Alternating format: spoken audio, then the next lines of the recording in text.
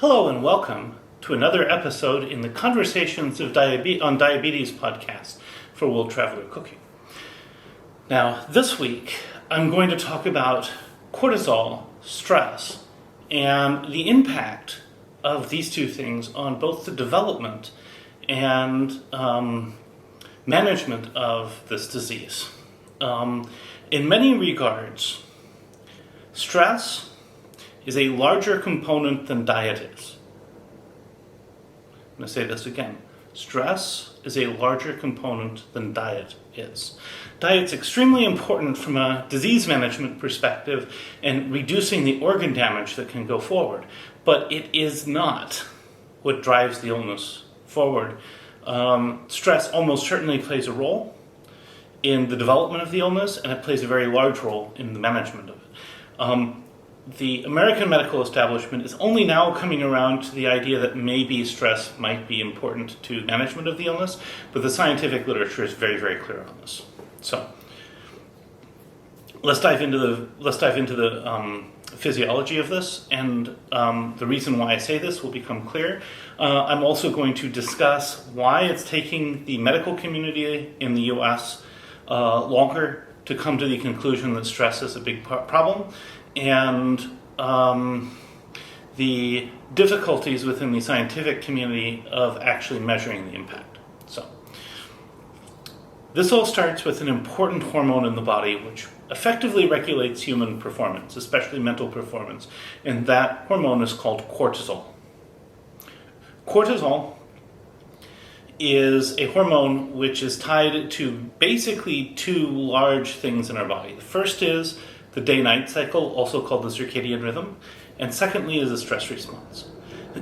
Now, normally, if we're in a healthy state, we experience a cortisol spike in the morning.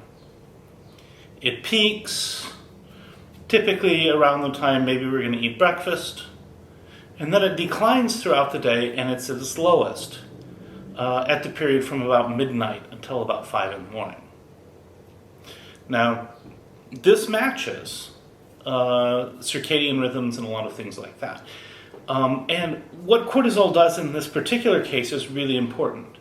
The first thing it does, we're not talking about cortisol's effects on the brain, that's a different topic, but its effects on metabolism are really important in this regard. The first thing it does is it stimulates the liver to release more glucose than it normally would. And so the liver is going to metabolize protein to do that for the most part. The second thing that it's going to do is that it stimulates insulin resistance. Now, this makes sense in the morning because you don't have any food in your stomach and very little in your intestines, probably nothing that hasn't been digested already and absorbed. And so you're not taking in carbohydrates when you wake up, but the blood sugar has to be brought up so that we can function in the morning before we have breakfast so that we can do things in order to eat. Otherwise, it's like the challenges of making coffee before you've had coffee, right? But worse than that, because now imagine, you're trying to make coffee before you've had coffee and you're having real trouble waking up. That would be our state every morning if it weren't for the insulin resistance that cortisol stimulates. Now, insulin resistance just means that the cell's threshold for responding to insulin goes up. So you have to have more insulin before the cells will take in the glucose from the blood to store. So then once we've eaten, and our liver will release more blood sugar just because we've eaten, that's a separate hormonal pathway, then a lot of our blood sugar throughout the day is going to be sort of diet managed. And then at night, our blood sugar will drop because we're done absorbing everything, and because we're at a low point in insulin resistance, so the cells are going to grab everything and store it. And this is really important for us to be able to get up and function the next day. So that's the first part. And that also means that this cortisol cycle is really, really important. But there's a second area where cortisol is applied, and that's in our response to stress. Stress response is governed first by the release of cortisol. It's the first hormone that is released in the case of stress. And again, it's going to stimulate release of blood sugar, and it's going to stimulate insulin resistance. Now, you can measure cortisol levels in the human body by measuring it in saliva throughout the day, and you can measure it on the long term by looking at its level in hair, as it grows. What we find in the development of diabetes is actually quite striking. The minimum level of cortisol in the day is really important when it comes to diabetes risk. The higher the amount of cortisol you're producing, particularly at night, the higher your risk of diabetes. Also, the total amount of cortisol corresponds almost exactly to diabetes risk also. The more cortisol you're producing, the higher your diabetes risk. Makes perfect sense based on what we talked about last time. That was basically about the fact that you have insulin resistance that leads to the secretion of extra insulin that through various processes leads to organ damage and the inability to produce insulin going forward. So that part's really, really important. My own journey in this area began with work stress related. Of course, I have to take responsibility for not managing that well enough. But the work stress was a very big part, I believe, of the blood sugar problems that I've had since.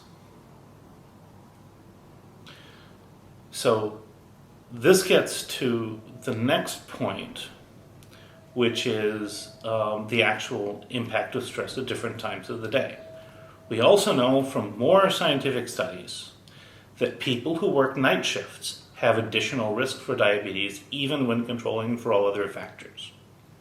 This is almost certainly because disruption of sleep and the disruption of the circadian rhythm, which cortisol governs, is an important part in that overall energy regulation. So, what this means is stress management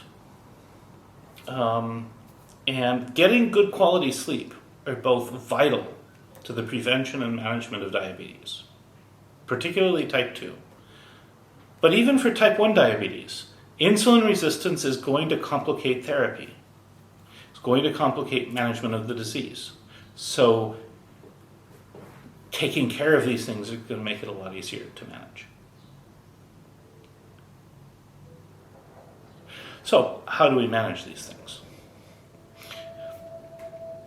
There are two fundamentally proven ways to reduce cortisol secretion. The first one is exercise. People say we can manage diabetes with diet and exercise. The key point of the exercise is not using up the glucose. It's in the fact that exercise, for reasons we don't fully understand, changes and reduces the amount of cortisol that we secrete. Exercise reduces insulin resistance because it affects these other metabolic cycles. So, if you're facing these sorts of things, know that exercise is critical, but exercise in a stress management framework is also critical.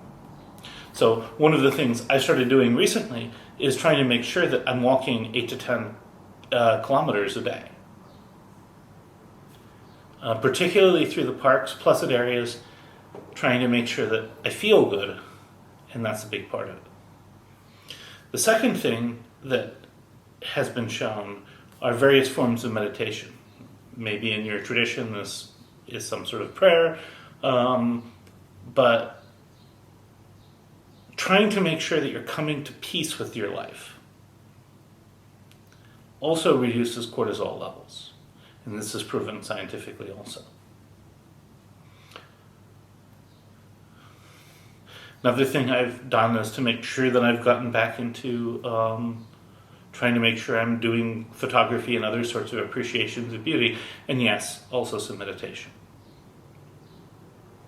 In fact, photography itself can be a meditation on beauty.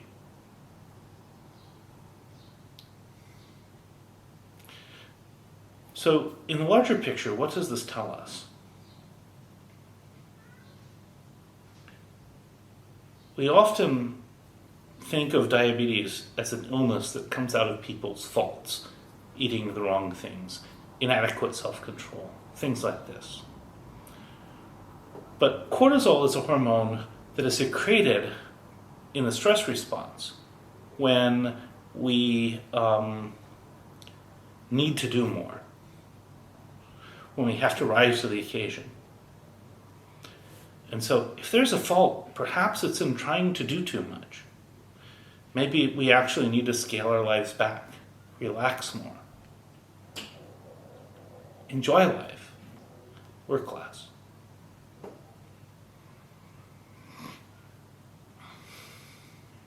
Now, as I've said before, I promised that I would talk about areas of disagreement that might happen with the scientific community and with the medical community. And this is a very important one because, as I said at the beginning of this, the American medical establishment does not recognize stress as a major factor in the development of type 2 diabetes. But the scientific literature is very, very clear that stress hormones, irrespective of every other factor, play a very important role in the development of the illness. So, why isn't the scientific community willing to say stress causes type 2 diabetes in those exact words? And why won't the medical community do the same? Well, there's actually a really important reason for this. And that reason needs to be understood and sympathized with. In the scientific world, in order to be able to say stress causes type 2 diabetes, you need to have a statistical sample where you've measured stress levels, you've measured the illness rate, and you can show in a scatter plot that there's a correlation between those two. Stress is one of those things that a lot of people look at and it's kind of, I know it when I see it. So it's hard to measure. In fact, this is the primary thing that I've seen in the scientific literature on this topic is we don't know how to measure stress, so we're not prepared to say this yet.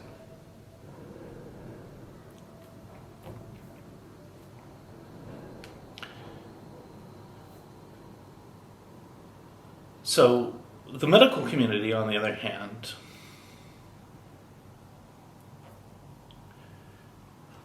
is now recognizing that stress management is a critical part of disease management. But they're not willing to endorse the link in terms of the development of the disease itself.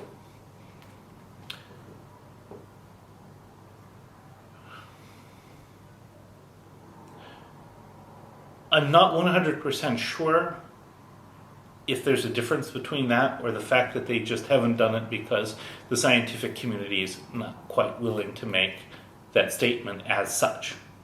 But the medical community's statement is stress doesn't cause type 2 diabetes. The scientific community's statement is stress is hard to measure and therefore we're not prepared to make the statement yet.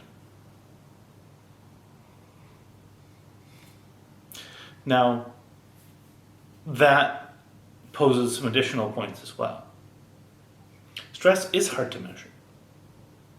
It's even hard to define.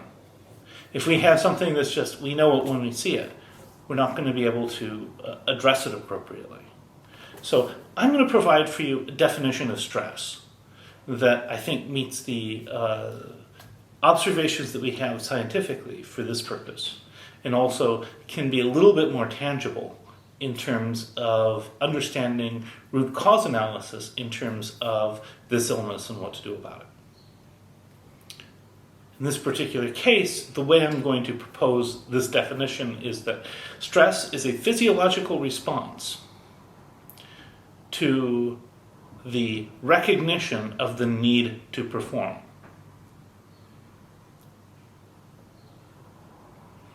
So, if you're driving a car fast in a race, that's stressful. It's stressful because you have to have a clear focus, it's exciting, these sorts of things. You might not feel under pressure, etc., but you've put yourself under pressure. If you're called in the middle of the night because of an emergency, work emergency or otherwise, that's stressful. You might not feel stressed. But it is stressful because the only way you can wake up is that stress response. So, where I'm going with this is, be aware of circadian rhythms. Take appropriate stress management steps. Try to make sure that you minimize responsibilities late at night. Make sure you get good sleep. And exercise and some form of meditation, prayer, or something similar, particularly aimed at coming to peace with your life. Those are the particular recommendations that I'm going to have for you on this piece. Now, this area is really important to recognize before we even get into the food side, because we really can't do much about the illness with food alone. But stress management, there's a core concern. Thank you. See you next week.